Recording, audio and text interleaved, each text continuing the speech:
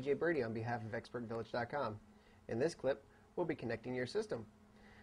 For all intents and purposes, most systems will connect the same, but for this demonstration, I'm going to use a tabletop system because the connections are on the back and easier to get to.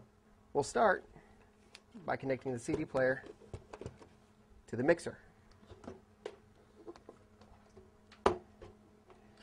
As you can see on the back of the mixer, you've got your RCA inputs for the CD player and the XLR outputs to go to the amplifier. Right for red,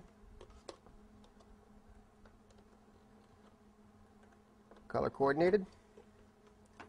Make your connections from the output of the CD player to the input of channel 1.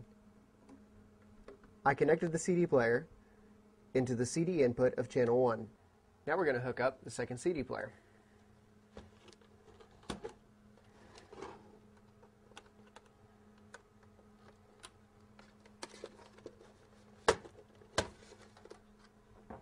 Into channel 2, CD input.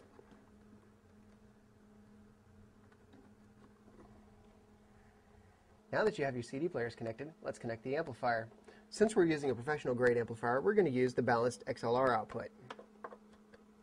I'm only using one channel because we're going to be running in mono. If you're using a home stereo or consumer amplifier, you may want to use the RCA outputs. Now let's connect the mixer to the amplifier. You want to make sure before you make your connections that your gains are down and that your power switch is off on the amplifier.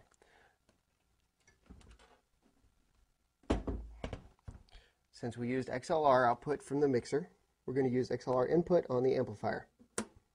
Now we're going to connect the speaker. This amplifier uses a banana plug. As you can see, there's a notch on one side of the plug. That denotes negative polarity. We're going to connect the negative to the black. Make sure it's snug, and also make sure that you're using output 1 from input 1 of the amplifier. Now we're going to connect the speaker. We're using a speak-on connector, and since this speaker has an internal crossover network allowing output to a subwoofer, make sure you put into the input. Now that your system's connected, make sure all your levels are down and plug in your power.